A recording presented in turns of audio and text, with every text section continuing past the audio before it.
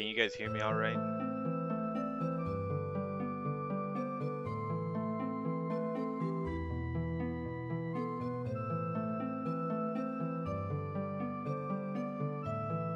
All right, excellent.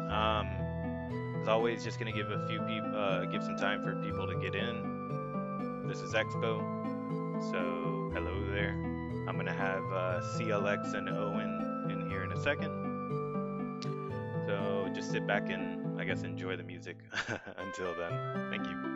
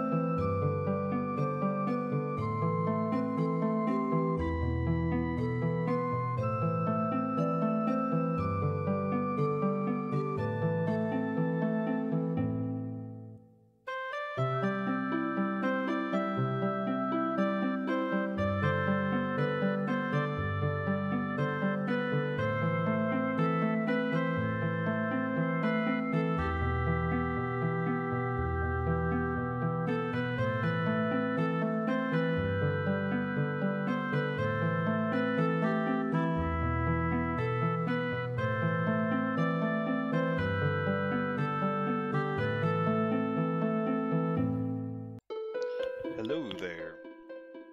Evening. Hey, All right, let's just make sure volume checks are good with you guys. check, Yeah. check, check. It's usually me that's a problem, isn't it? So It's usually me shouting over top British of everybody. accent and mouth breathing check. Mouth breathing. Reducing the music, yes. There you go. All right. Let's see. Dun, dun, dun. No mouth. Yeah, I don't hear your mouth breathing today. Okay, let me know straight away, please. And if I'm too quiet. Can't have that. Yeah.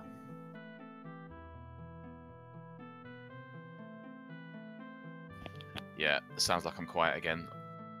I think I will try and move my mic closer to my I think mouth. Expo's quiet as always. Oh, okay. Yeah, it's usually me,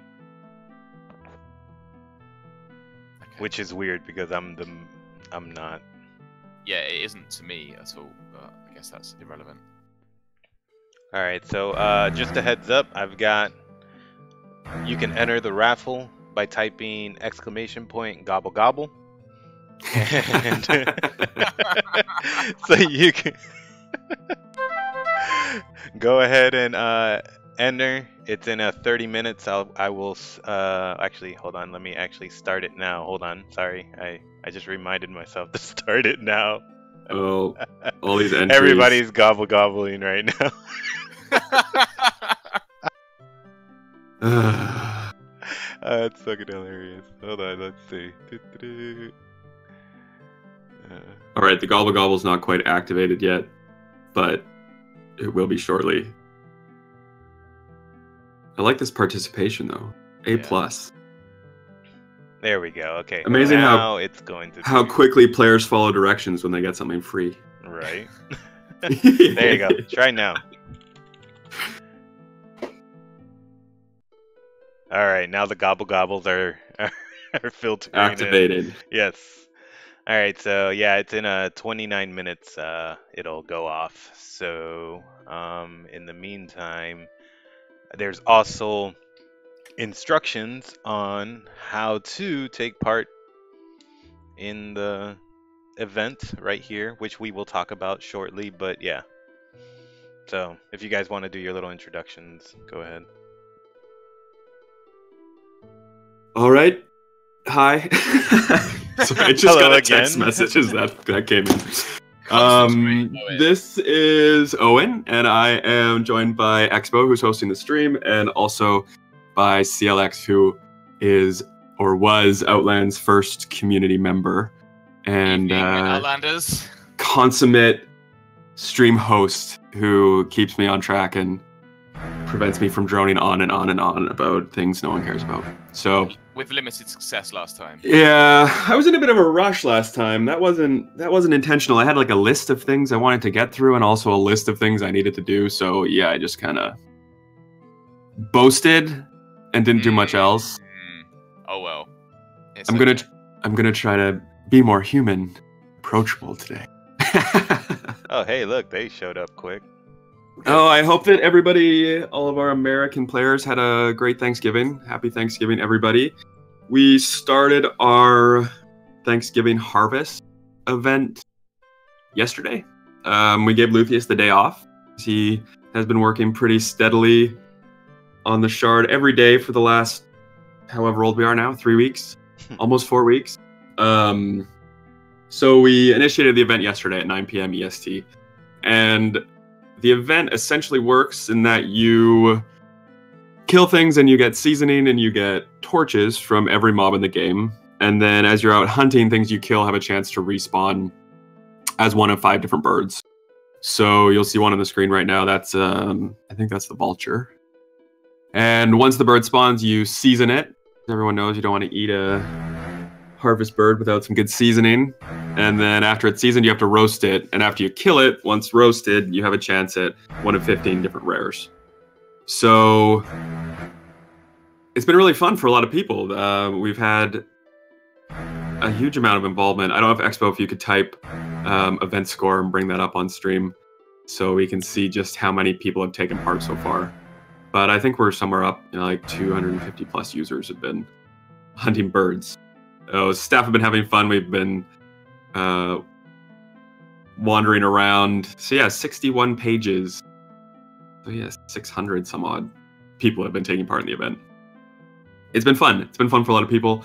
There's some new home deco. And then the prize today, if you were just joining us on stream, if you type !gobble gobble, you have a chance to win the cornucopia Horn of Plenty. I just want to hear you say gobble gobble. That just sounds funny. Gobble gobble.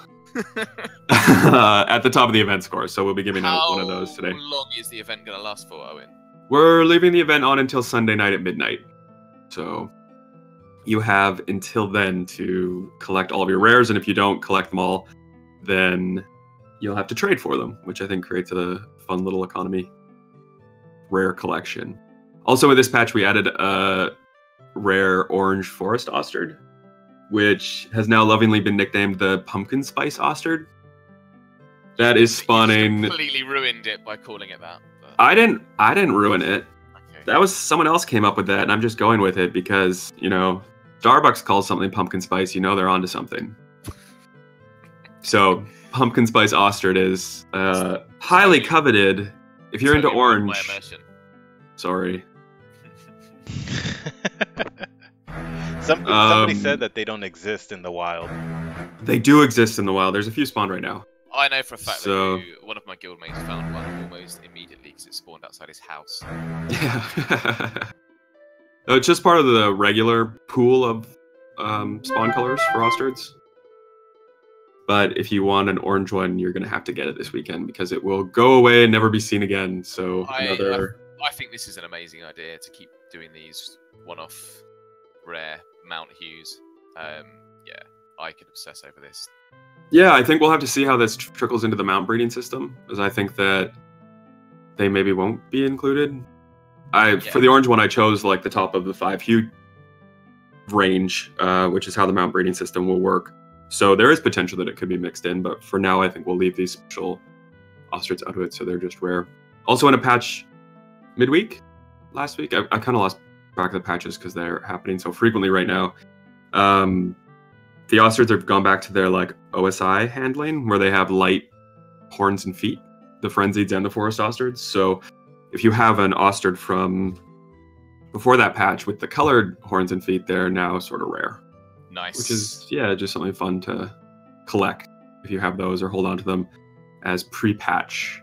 I'm really hoping someone puts together a Outlands rares website. I used to love going through that kind of stuff on. Yeah, that'd be great. There's been a lot of really cool community involvement stuff like that popping up. I noticed recently that there's someone who's trying to get the Outlands Trade Center up and running, which would be a $9 million investment to get this house, and then allowing people to place their vendors there as a one-stop shop, where you could also work with a blacksmith or a tinker or a lockpicker to just have somewhere to go. Yeah, I really like the idea of that. If he can manage to put that together from a kind of disparate group of players. Yeah, might be hard to get that trust. I wouldn't mind somebody doing the rares thing, because then that means I wouldn't have to do it on the wiki. Yeah. Expo, don't you like the wiki? What's your problem? I love the wiki. What are you talking about? It's my favorite thing to do ever. You brought this upon yourself. Yeah. So it's fine. It's fine. No, I'm actually. It's fine with the fire burning behind me. It's fine. No, I get so many messages about the wiki, and yes, I understand that there's stuff missing. I understand that, you know, there's some things that might be wrong, but you know, we'll get there eventually. It's gonna take a minute, but you know, we have lots of stuff going on, so. There's a promise from Expo. It's going to take a minute. A minute. Good luck. I bet good it'll luck be with construed that way. I would not be surprised. I think this is a good opportunity just to mention, though, that if you do want to help with the wiki, yes, you're welcome to send information to Expo, and he will get it up in a timely manner. It's much easier for him to sort of copy and paste your well-written content into the wiki than give privileges to people to edit it, because exactly, it'll just go awry. So if you are interested in contributing, then feel free to send content Expo's way. Yes, and I will take it. He'll get it online. Yes, because it's just a lot of the, you know, compiling and getting all the information together, which it's quite a bit. And we got light levels back here again, the light and dark levels. Yeah, I think we can, everyone can guess which famous beta player this is. Right. I don't think anybody knows, and we're not allowed to blow him up. No, I'm not allowed to say anything anymore. No. It's very obvious to anyone that played beta who it is. Well, we still can't. Oh, look, somebody else showed up. Man, I've been waiting for some people. No, don't say hey there. Oh, oops, somebody's. Sorry, I was just reading in chat. Yeah, I just saw that message. Lots of gobbles. Thank you, everybody. Let me see while you read that. How much? Is that the pheasant? They did roast it? Cool. All right, good. So there's a question in chat about VPNs. We get a lot of questions about them, and VPNs are allowed. We don't have an official stance blocking VPNs because we want everyone to be able to connect as optimally as possible. So if you have access to Battle Ping or Mudfish or What the Fast, you're welcome to use it. There may be discrepancies with your IP because we do limit the number of IPs that can connect at a time. That's how we manage accounts to the best of our ability. And because those services will route you through the same IP, if someone else is already using the service, then you'll have difficulty connecting. So unfortunately, that's one downside that we don't have any control over which is an effort to minimize people using more than 3 accounts at a time. So I've had absolutely no issue using Mudfish, if that's of any use to anyone. I've been using Mudfish to reduce my ping by about 20 from the UK, and I've had no problems with it affecting my ability to log in all 3 accounts. there you go. So go for it if it helps you, for sure. I've actually we've had some players who have been talking about their routing coming across from Europe, and we'd obviously like to optimize their gameplay experience as much as possible. I think right now our European player base is almost rivaling our North American player base, which is exciting for us. We often hit our peak population around 5 p.m. Eastern time, so I think that's about 11 prime time UK time. And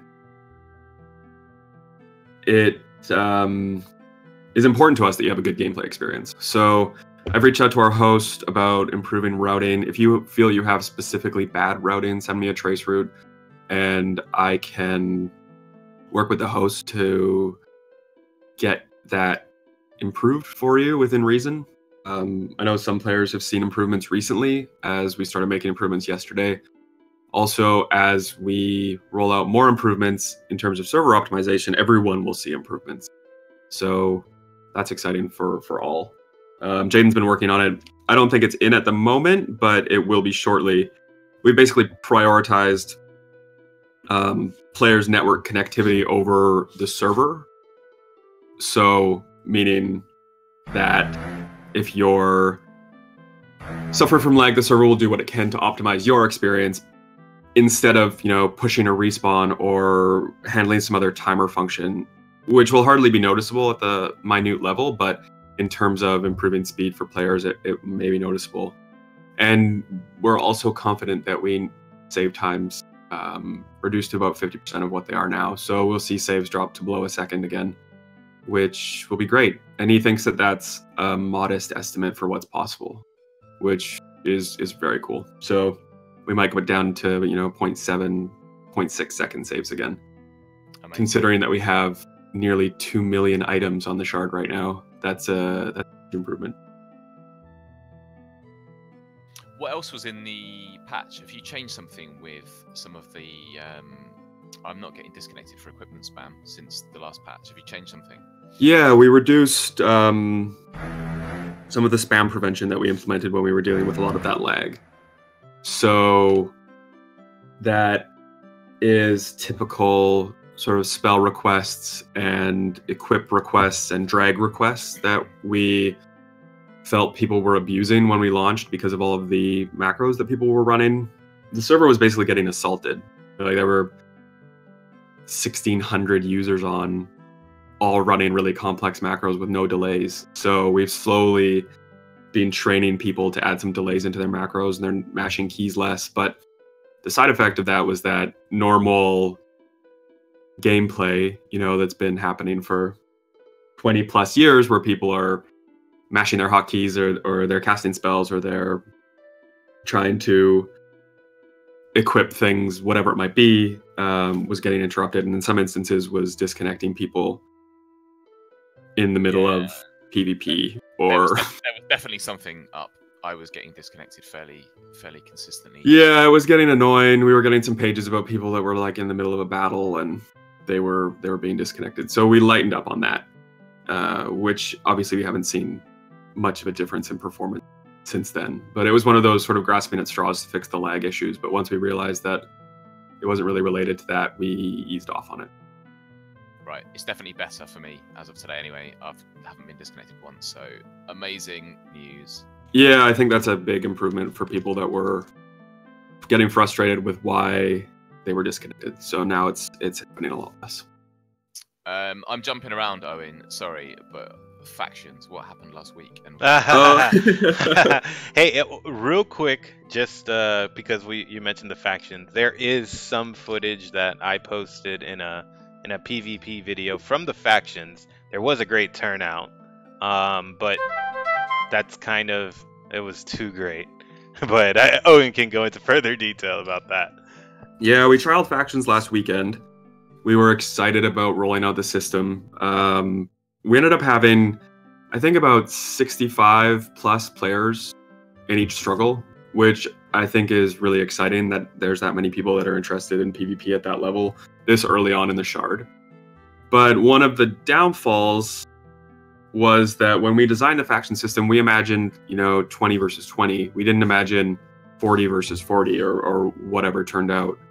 And the first map that we had was Prevalia North, which is essentially the fountains and the cemetery in Upper Prevalia. So quite a long distance, but one of the issues that we ran into was that the Freedom faction balancer wasn't working accurately, so one team was much larger than the other. I think historically Chaos is always bigger than Order anyway. Everyone wants to be chaotic in a game like this more than they already are. True. On OSI, for sure, there was always more Chaos. Yeah, so Chaos rolled in, and then the faction balancer put a really large guild into the wrong team right away, which immediately unbalanced things by like 15 players, and then, that's no fun for anybody. So that struggle was kind of boring. It was an hour long of people just standing on the square with no competition. A few people jumped on alts and they tried to shake things up. We also experienced an issue where red players were getting guard whacked in town, which we thought we'd taken care of. So a few people raged about that. Some people raged a bit more than others. Won't name names, but you know who you are. Others I have video of that too. Others got guard whacked and then just jumped on their alts and continued to play, which was really cool of them. But these sorts of things, I think, are to be expected when you trial a system as big as factions and as potentially important as factions. So it's important that we had a chance to see it. So then another faction struggle after Luthien did make some improvements. We patched between the struggles. One was at noon and one was at 9.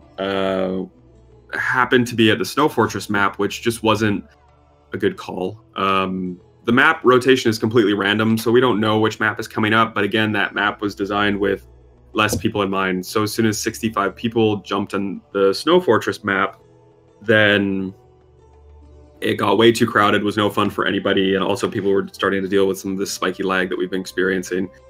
And then we just decided to cancel factions for the time being. It's probably wise. People just get frustrated if you kept trying to run it when it's not. Yeah, no, it's no fun for anybody. So I think we took a step back and reevaluated. Luthien does have it reprogrammed now. So we're going to be challenging or trialing it again sooner than later. I built a third base. So now instead of adjusting teams as you enter the base, we're going to pool everybody into a Freedom faction base and then divide them from there. So we'll have a better idea of how many people are playing sort of Libero, I guess, like the flexible Freedom faction. Yeah. And hopefully be able to divide things more evenly that way. How many... that will involve...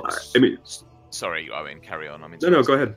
No, are you going to look at reducing the number of locations as well? Yeah. I think it's too hard to balance. We've actually killed all of the locations and completely rebuilt them now. So we're only doing large town faction struggles. I built, like, in the, the heat of it and being frustrated with how it wasn't working, I jumped on Centered and immediately built an arena, like a standalone arena, which is flat and open and there's no interference, and it would just be more like an event, which I think we might roll in as, a flavor arena, like 1 of 8 would be that map. But otherwise, we've gone just to Prevalia and Daria and Cambria as our 3 main centers.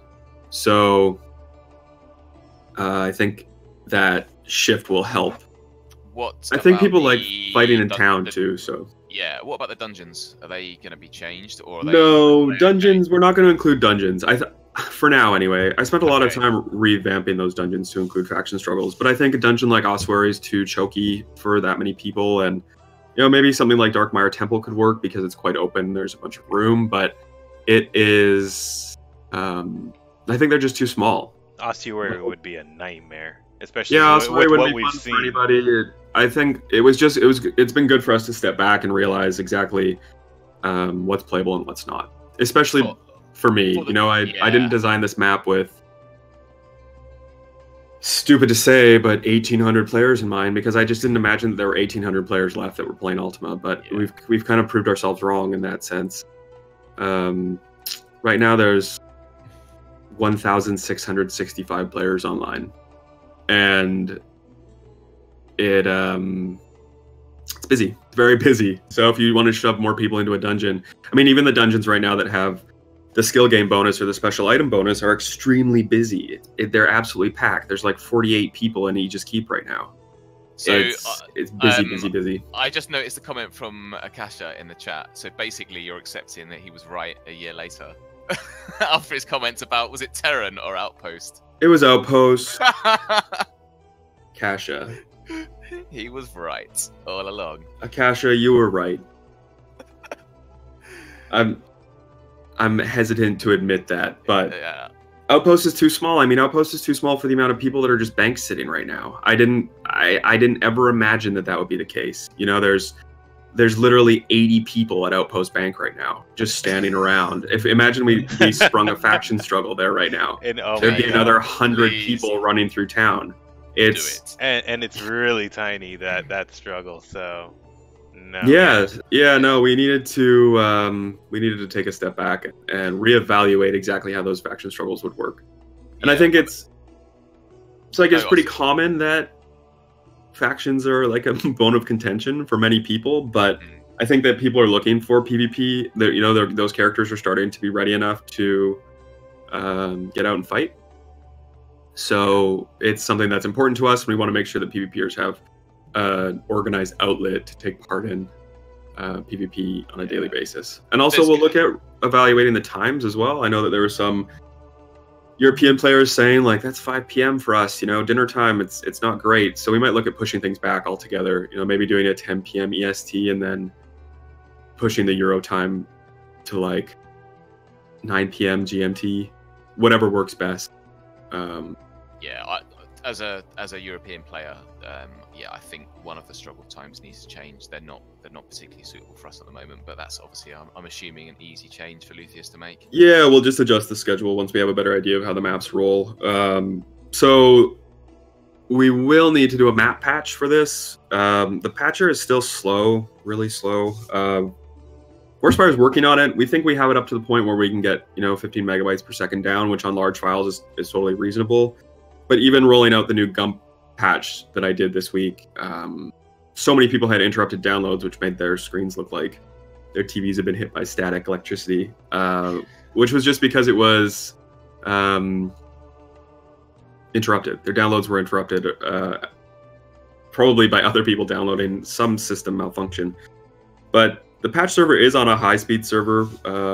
It's on at the same data center as where we host the shard, so there really is no reason why we shouldn't be getting better speeds out of it. So Jaden's been working with Vorspire on it, as far as I know, and those speeds are set to improve. So we'll be able to throw out patches more frequently, which is the goal, to have this constantly dynamically changing world, but getting this many players to patch or even use their patcher, because I know a lot of you have kind of abandoned it. Or they have the tree hacks or... Yeah, or you turned on tree hack. Yeah. That is a question on that subject. It would be wise if you want people to use the patcher, not to include tree hack, because it looks like shit and it ruins your map. But perhaps you could include the sticky bars that everyone that PvPs uses. So if they could be added into the files, that would make sense. It would stop a lot of people avoiding the patcher, I think. I guess we could look at including like an alternate set of files. Honestly, on my end, it's just such a pain in the ass for me to have to configure tree hack for everybody who wants to use it as well. Like I'd rather leave that up to players. So maybe... Are you really helping people to do that? That's I'm not helping, but if I had to put it on the patcher, it would be me doing it. So that's like one extra thing for me to do. Whereas, as we move more towards the classic client that's on root, or people are using Orion, they can check a button and trees go away. Owyn, before we carry on and before I forget, there was a good question earlier, and it's something I would want to talk about as well. Choco Buddha asked, will there be any adjustments for additional monsters or spawn locations, specifically higher difficulty monsters that are below bosses? Yeah, I spoke to Luthien about this yesterday. It was brought up. I've been watching groups go through dungeons. There really isn't much that challenges a group of 3 other than boss content right now. So I think level 3s of all dungeons will get a bit of a boost in terms of difficulty. Whether that is revisiting existing monsters or adding some new monsters in dungeon areas, which make things more challenging for players. But for now, it's going to stay the way it is for now until we can get to that. There are some more pressing things that we're dealing with right now, but it's definitely on our radar to make what we intended to be difficult monsters more difficult. So yeah, that will be. It's. I can't believe I'm saying this after spending the entire nearly 2 years of beta saying to you that you've got too big a map. But it's actually at the point now where, and this was in European prime time, my guild and I went to 5 different dungeons, and every single dungeon was so full of players that basically every mob was dead in the dungeons, 5 at once. So you may actually have to release more dungeons fairly quickly if your success continues, or increase the size of some of the dungeons. Yeah, I'd like to revisit a few of the dungeons for sure. I'm just seeing that your volume is very low, so if you want to bump up CLX. It may be me. I can't bump them up anymore. No, it's fine. I moved my mic away from my mouth so that I wasn't heavy breathing on everyone. I've moved it closer again now. Use your mute. So, in terms of additional content, then, because that is you bring up a fair point about increasing the size of the existing dungeons. I would like to make modifications to dungeons for sure. I think like ossuaries could handle an expansion. Some larger areas. The Lich Room is really popular, so if we could do another room that size or bigger on the west side of the dungeon, I think it would be great. The one-tile maze makes me laugh. I sit there and just watch people rage. Oh, yes. Yes. It's pretty funny. I've noticed some people say that they have memories of that area that they'll never forget. But we also have a bunch of dungeons that are already in the works and ready to roll out. When Outlands was in beta, we had a category called subterranean dungeons or subterranean areas. And they were meant to be single-level dungeons that people could go to. And because we weren't aware of the population that we were about to have bestowed upon us, we cut out subterranean dungeons and didn't spawn them for launch. So those areas can begin to be rolled out, and each of those rollouts will be accompanied by a major event, like a roleplay event, which we'll probably start to do in the new year.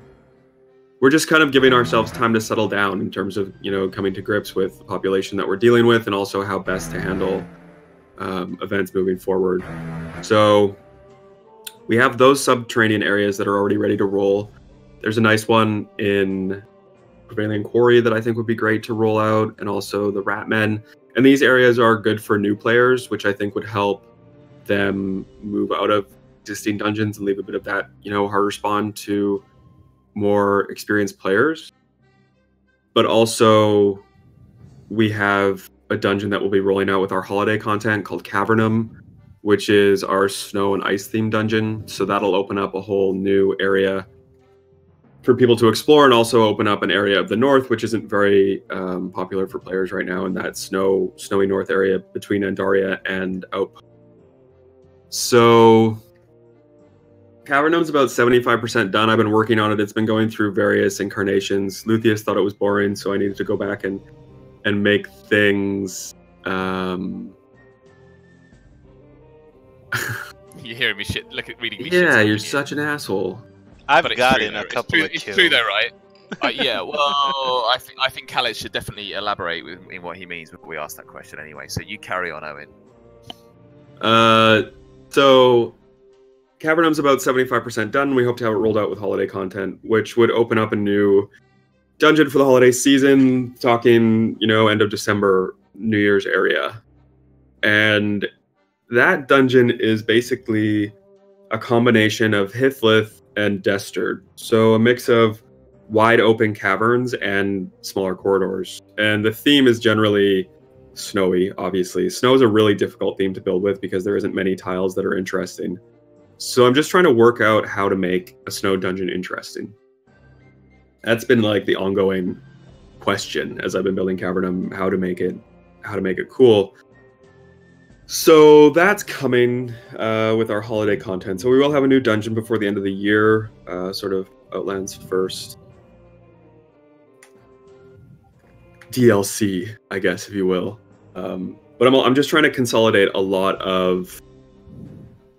God, you're such an asshole. Trying to consolidate a lot of content so that we can put all of that into one download for people, so you don't have to download again and again and again as we patch out this map. So yeah, I think it'll be nice to have a 9th dungeon, because right now we're outgrowing the 8 that we currently have. I think one other pressing point of dungeons is that Nucero is really easy. There's not much in it that is worth killing. It has the 3 specialty dragons, but other than that, people aren't really making the effort to go there. And it was a bit of a design flaw in that sense, because we made the easiest dungeon, like most new player appropriate, the most inaccessible. I think a lot of people found Aegis Keep and Palma before they ventured out to Nucero, because you needed a boat to get there, and until there were ruins or people making boats, then you couldn't really get there. It's a great taming dungeon, great for new players, but it's not as sort of well trodden as the others are. I think someone's linking one of your favorite servers, Owen. I'm guessing you've already seen. Oh yeah. Snow Dungeon. Yeah, I know the guys at Endor. You'll notice that Inferno's a bit based off of Endor. I spoke to Ivan, who's working on a project called Saratir. I think that's how you pronounce it right now. And I asked if we could use some of the content that he was working on, and I guess he was one of the original sort of more talented mappers on Endor. He's broken off and he's working on his own project, so I got in touch with him and he said, yeah, no problem. Ended up trading him a bit of our map assets for some of his map assets. But I don't know if he had anything to do with the Snow Dungeon. But yeah, there's a few ideas that we have. Also want to incorporate more traps. I know people get kind of frustrated, but they also add, the spice to your dungeoneering. The like Darkmire's Indiana Jones boulders and the spike trap is fantastic. The spike trap and like the poison dart trap, and also the bridge and fire rope and Inferno. Those sort of things make dungeons more interesting. Definitely. So just trying to think of what the boulder is great. The bridges, you need to remove one of them. Right now, we're just trying to think of what we can do for Cavernum, but I think that there are some interesting things that can be done for snow, like an avalanche or something. Yeah. You have to beware the avalanche or icebergs falling on you or something like that. Yeah, I think another dungeon or maybe 2, and I think probably it's just Oshery and Palma that feel quite small. Yeah, I don't know about Palma. It feels really small. Palma level 3 is a bit small, maybe. You can run basically in a straight line and be at the back of the dungeon in about 30 seconds. Well, if that's what you want to do, learn to play. That's what you can do. Play however you want. Oh, thanks. All right. You're welcome. Just a heads up. I'm gonna close the raffle. All right, hold on. Let's let people know. If you are joining us and you haven't joined the raffle, you can join it by pressing typing !! gobble gobble for a chance to win the Horn of Plenty. Owen, there was another question regarding other forms of not necessarily organized PvP, but other things to encourage PvP. Guild wars, etc. were mentioned. Do you know if Luthien has looked at guild wars with kind of resolutions, so like a 100 kill cap? Yeah, I think that the guild condition idea is really cool, and I'm sure it's in the back of his head. He just hasn't gotten around to revisiting guild since we launched. Right. And I think that guilds are like one of his least favorite things after notoriety, which we've noticed have been quite a few issues involving notoriety, which I think are more or less worked out. I've had less pages in the last 24 hours about them than I had in the past, so that's a good sign.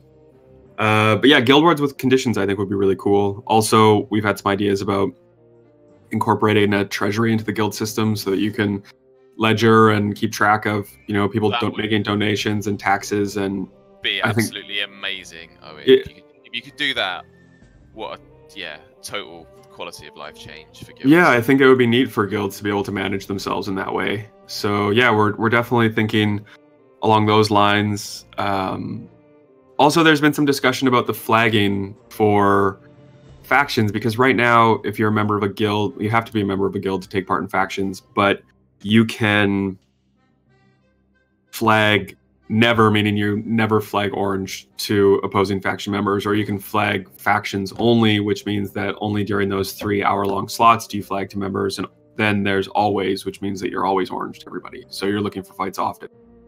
And there's been a bunch of discussion about removing that struggles only tag, which I think serves its purpose during the young days of the server. And that just meaning that people can dip their toes in and out of the faction system if they want to take part in it. I know a lot of people aren't, ready for constant overworld PvP experiences, but being able to jump into factions, I think, is fun, and that's what that tag facilitates. But we might look at taking that struggles only tag away. So you can either be never flagged for factions or always flagged for factions. Because if you want, that freedom and flexibility and also to be eligible for the rewards, then you need to flag that. I've got some fairly strong opinions about this, Owen. I don't like the tag, as you know, because I complained about it a lot in beta, the actual F, C, or O showing after a guild tag. Oh yeah, that's another point of it as well. Because it's ugly. But I think, at the moment, people in a faction guild with that tag showing, but not set to toggle for factions, it's basically the Outlands version of people bank sitting in Trammel on a factions character on OSI. Right. No, I agree. I think that if you're never flagged, then that little, CF and O should not be shown. A bit of it's like, are you actually reading that tag and deciding if you're going to attack them, or are you just blindly looking at the color of their notoriety and going for it? So I understand. I think you should remove it completely. I don't think it should exist at all because it's ugly, but I will accept just removing it from people. I mean, there was about 15 people inside Darkmire when I was there yesterday, and not one of them was actually flagged for factions. They just all had the F or O or C after their name. It's a bit right, that's just because their guild's flagged that way. Yeah. But yeah, I don't think that's unreasonable. We could totally look at taking that off. That makes sense. And instead of having the F, O, and the C anyway, just make their guild tag flag a different color. It would be so much nicer looking. I don't think we can do that, unfortunately. Oh, okay. I don't think it's possible. That's a client restriction. Otherwise, we would have done that to begin with. So yeah, especially because they can overwrite that tag in terms of color. Like you can choose what color you want that bar to be. So of course, yeah, that makes it's sense. not something that we can adjust, sadly. I saw a question. What about cities having rentable houses, Endor style? Oh. Endor's is a really custom shard. They did a lot of cool things. I think they just rebooted as well, and they've seen a huge increase in the player base, which they deserve because it's a really incredible shard. On Outlands, though, originally we had this idea where we do vendor projection, where you could have a vendor in your house and then also have a mirrored copy of it in one of the city vendor areas, which I thought was a really cool idea. But once we got down to the actual fundamental ideas there, in terms of coding and programming, in terms of developing that system, we realized that there were too many issues with potential dupes and bugs, and we pulled back on that system. But we might look at like auctioning off space in vendor areas like that in the future.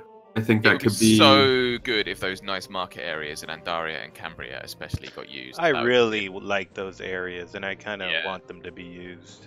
Yeah, I'd like that to be the case as well. We'll just have to see how to handle it properly.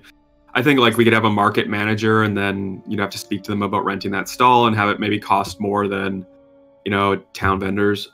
Luthien is a big proponent for having vendors at houses because it gets people out into the world. People are always talking about encounters and wanting to meet other players and having spontaneous PvP out in the world. And one reason why that happens is because people are jumping around from vendor to vendor.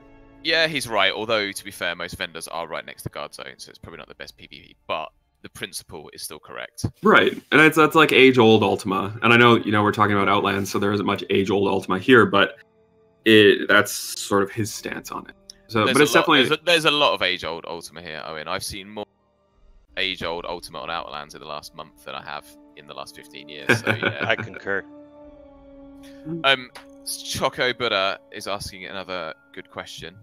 Will there be any fixes removal of houses that abuse the tree bug in order to illegally place? Now, let me make my little comment, Owen, first. I don't think you should remove any because they kind of become part of server history. But yeah, I guess you do need to do something to fix it. Yeah, I think that's all related to the harvesting mechanics right now, to be honest, because they're pro tip, if you want to mine, just like bring out your pickaxe and mine anywhere.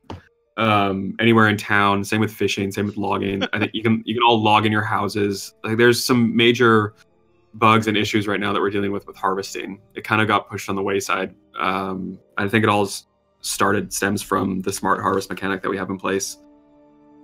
But because your map is an art project, not a playable map, remember? Because my map is an art right. project. Yeah, PvP on Outlands sucks because of my map. One tile hell. The one tile maze. But if you have a house and you place it on a tree, we're not gonna remove your house. I might remove the tree from the map. So if you have your house there, it might disappear in the next map patch. But there's one near the Terran Moongate that has a pine tree, and they've decorated it for Christmas, which I thought was pretty great. Oh, I need to look like at that. Typical UO. There was another player who placed right really? on a palm tree, and they said, like, would you like us to move it? I said yes. Like, that would really make me happy if you would move it, but I'm not going to force you to do it. So,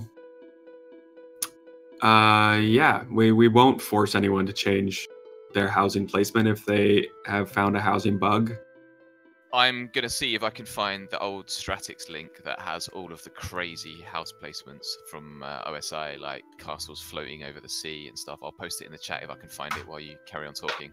Yeah, I think like similar to what happened with the forest ostriches having colored horns and feet, those are... It's flavor, you know, it makes the server more interesting, and people talk about them being rare. And right now, one thing that's on my mind is dyeable masks and backpacks and sandals, which was a major oversight, I think, on my part in allowing that to go through, because sandals have always been pixel crack. You know, we might revert all of that stuff. So stay tuned. It'll happen to everybody.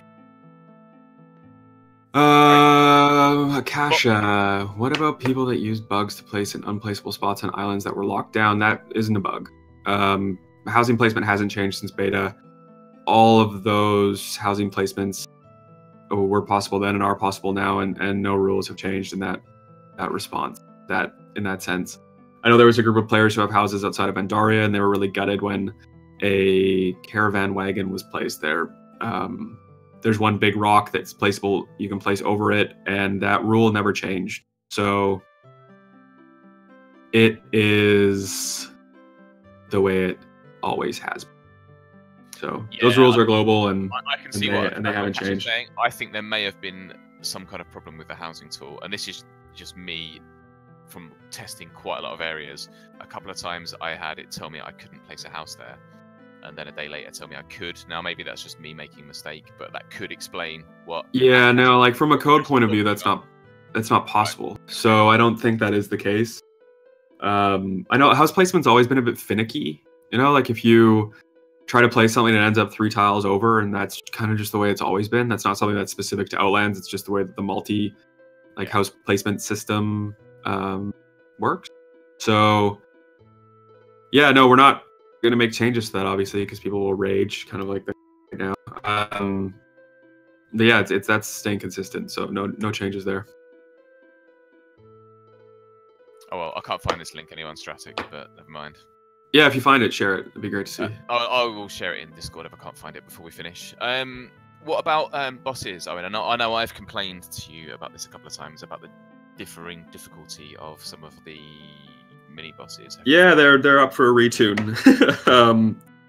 There's a few different approaches that I'd be interested in taking to them, but for now, I think we're just going to revamp the ones that are easier.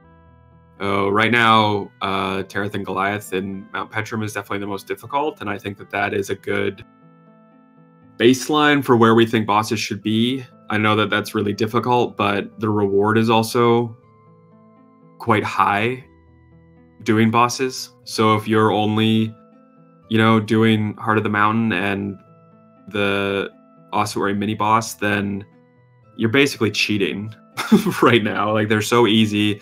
You roll in, roll out. Yeah, Speaker of the Dead is too easy. Yeah, Speaker of the Dead's too easy. I think that the Ossuary boss is too easy. Yeah, Forgotten King is too easy. So yeah, those are up for retune for sure. It's just one of those things that has to be dynamic, I think, as people get more into endgame content and they're rocking aspect gear and progressing through those sorts of systems, then we'll make adjustments as we go. Also, Luthien recoded some of the Runuo core in a patch yesterday, which allows us to increase the overall hit points of monsters. Runuo had a cap of 65,000. So combat that, we were scaling the damage that players could do, which kind of became a bit of a mindfuck because you want to be doing a lot of damage, but you were scaling down to 12 or 16 from an energy bolt, and that was just playing with emotions at that point. So instead of scaling your damage, we're going to bump up monsters so that you can be doing the damage that you want to do, but the bosses are just more difficult. I think the shrine bosses are in a good place right now. The shrine battles in general. Yeah, shrines have been wild. Great to watch, except for the how do you say the Otgoyu, whatever? Otyug. Whatever the heck that is. Yeah, how do you pronounce that? Can we have the official pronunciation, please? No one knows. No. I say Otyug. I say oh shit. Yeah, I say exactly. I'm not going to try and pronounce or type that. Oh shit! And just the second you hear it, it's death and destruction. Yeah. So, but those shrine bosses have been amazing. The shrine corruptions are always really fun to watch. It's so like in the staff channel, we always kind of announce when they're happening because it's so entertaining to see people play. But I think we're seeing like 50 to 60 people at each one right now, which is really fun to see. It's bringing people together, I think, from the PVM aspect, and also there's PvP that follows, which is always great and entertaining. There was one on Valor Island. Valor Island's pretty small for that many people. Someone has a house on it as well. The only house spot has a house on Valor Island. Well, that was fun to watch. It was busy. But the shrine bosses are now at a better place, I think, in terms of difficulty. It was too quick. Like, originally they were happening in 10 minutes, and now they're taking a bit longer. So yeah, I think there's a couple are still need to be tuned up a little bit, but yeah. Was it the Strangeling? That's like a psychedelic trip watching that fight. Yeah, that's a nice looking boss fight for sure. That is a great looking boss fight. But there's been lots of guilds, like you said, showing up, which is great to see. So yeah, I think that they're good. They're definitely like the purpose of those events is to give people something to do, obviously, but bring people together as well and fight over something. So they're definitely working, and it's nice. It makes us look like we're putting on a really amazing event, but they're completely automated and they happen at a random time. We had some European players complaining that they were always happening in the evening Eastern time. That was just random. They are random. They're happening at 1 o'clock, 2 o'clock, 5 o'clock in the morning, whatever. So people are certainly having access to the corrupted shrines at all times. So I had a note here about something that was kind of heartwarming. I meant to talk about it when we were doing our debrief around Veterans Day, or Memorial Day. And I had someone reach out to me, and a player who's a military veteran, and he said that he couldn't afford to become an orc. And he wanted to play an orc, but he'd already rolled his character and he didn't have an orc name, and his orc friends were coming to Outlands and he wanted to join them, and they wouldn't play with him unless he, was green or wearing his orc mask or whatever their rules are. And he was asking if I would give him a handout of Prevalia coin. And obviously we have a policy where we're not going to ever get involved with that. But I did know that we had one contributor on the Shard who was also a military vet, and he's been donating fairly consistently, very generous. with his money in support of Outlands. And I reached out to him and I said, I have this player. He's approached me. He can't afford things. He's a bit, you know, down on his luck. He can't find a job. Things are really difficult for him. And it felt like a really genuine approach from this player. Like, I know it takes a lot of courage to ask for a handout. You know, you have to really be down on your luck to make those requests. And I didn't feel like I was being played in any way. So I asked this generous donor if he would be willing to contribute some coins to this player so that he could join his orc friends. And I said, this is totally up to you. Like, I'm sorry for asking, but you came to mind. I know you're also a vet. And if you would be willing to support this player, I think that, you know, you guys could have a conversation. He obviously needs to thank you. Maybe you guys can get to know each other and you know, talk about your experiences. Whatever. Anyway, said player was very generous and he contributed coins to this player so that he could transform into an orc to play with his orc friends. And I noticed that he's been out playing with them. So I'm starting to see this really warm community form on Outlands, which is cool. You know, that's why we're doing this, so that people can play the game and have fun and, you know, relive experiences and also escape from, you know, shit that's going on in the real world. You know, I have rules in Discord where we don't talk about political shit in any channel because we're all just trying to escape from that, you know, what we're all dealing with in the United States and jump on to a game and just fucking play. So anyway, it was one example of sort of heartwarming community that's starting to grow in Outlands. Well, and there's also the Higgsgiving, which happened. I just want to bring yeah, that up since that was Higgsgiving. That was really cool. Higgs is a Higgs great is guy. hilarious. What a hero. Yeah, Higgs is hilarious. He's been making some really funny graphics and promoting himself, and he hosted an event on Thanksgiving. Yep. And they put down some benches and tables and put out a meal, and they they ended up lining up to say what they were thankful for. Yeah. It was fantastic to watch. You know, people just participating and surprisingly enough, you know, nobody the fighting didn't start until way later because you could tell whenever people are waiting. It's Felucia rules, of course, but it was nice to see people just hanging out and enjoying a small little event that, you know, a player put together. Yeah. Yeah, I love that. We had a player come in and the first question they asked was if Outlands sponsors role-playing events, and kind of like a strong question to lead with because you're basically asking for a handout. And I'm all about helping people facilitate events or showing up or saying hi or whatever it might be. Obviously, you're not going to get a handout. You know, we're not going to custom make items for you. We're not going to give you anything. But if you need support in some way, then definitely speak to Expo or Lens about that. Lens is our role-playing liaison. I know the Prevalia Guild has been looking for the King of Prevalia to drop by, and those sorts of things can definitely be facilitated by staff if you're interested and willing, you know, to put in an authentic effort into making something like that happen. So I'm really looking forward to seeing the proper role-playing community here. Do we have much in the way of orcs yet? I think all the orcs are here, as far as I know. Nice. They haven't. I don't think they have a massive presence, but there's definitely people playing as orcs, and they're gathering.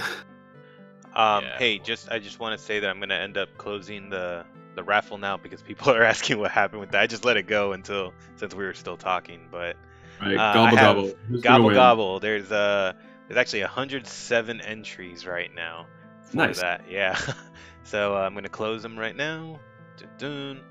And you can no longer enter the raffle. And let's see, winner of a turkey dinner is Ramru won the Horn of Plenty. All right. Should I do another one or no?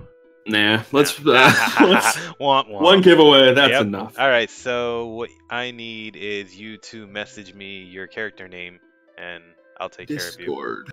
in Discord. And so, congrats. Rigged. It does it automatically, and it's rigged. Jeez. Expo must be getting about 15 messages from different people now saying this is my corrupt staff. I already got 4 messages saying I'm corrupt staff. Oh, anyway, I think that that's a good place to end. Yeah. Yeah, I think that concludes the debrief. I don't know if there's anything else or if I've missed some questions, but feel free to reach out. Yeah, thanks for joining us and have fun with the rest of the event. We're going to be turning it off on Sunday at midnight EST. But yeah, keep on killing those strange birds. And remember, event score if you want to check see your score. And yeah, thanks CLX. Thank you, Owyn, as always. Thanks for having me, guys. Thank you very much. Making me feel important. Thanks for everybody making you. So have fun, guys. Yep. Maybe we'll hit 2,000 players tonight. That'd be fun. Hey, yeah. Tell your friends. So what I'm gonna do now is I'm gonna go into the Twitch and I'll find who should I pass this to? Dun dun dun. I haven't passed. Who have I not passed it to yet? Just raid somebody. Yeah, that's what I'm gonna do. I'm looking right now. Dun dun dun. There's Canaman, there's Bart, there's Akasha, there's Shrike, who is our local Japanese guy. Give it to Shrike. Give it to Shrike? Yeah. All right. Let's see. And then let me... Translator's gonna go nuts. Yeah, right. Right, there you go. So that should do it. This is gonna be... All right. Take care, guys. See you later. Cheers.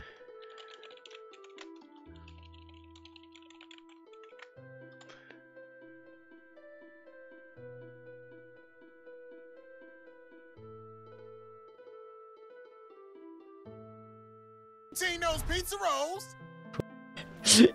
You just keep in chaos.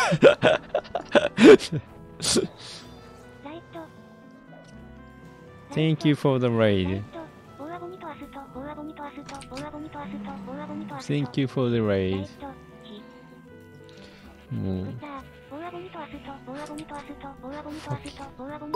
Oh, びっくりした。Thank you for the raid. Thank you for the raid. I'm in now chaos. I'm in now. Oh, thank you for the beat. Thank you for the beat. Ooh.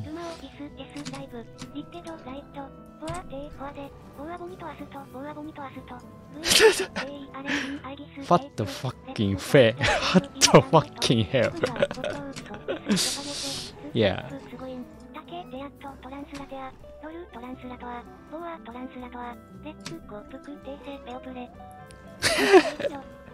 Yeah. I can't. If I gray names,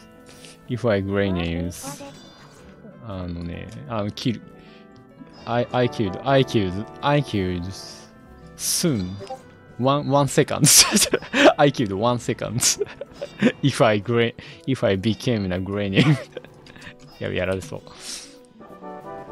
Well, thank you for following. Yeah. Yeah. Well, thank you for following. What the fucking hell? なんだよ、ここもうどうにもなんないんだけど。しかもラグいし。Yeah. Oh, thank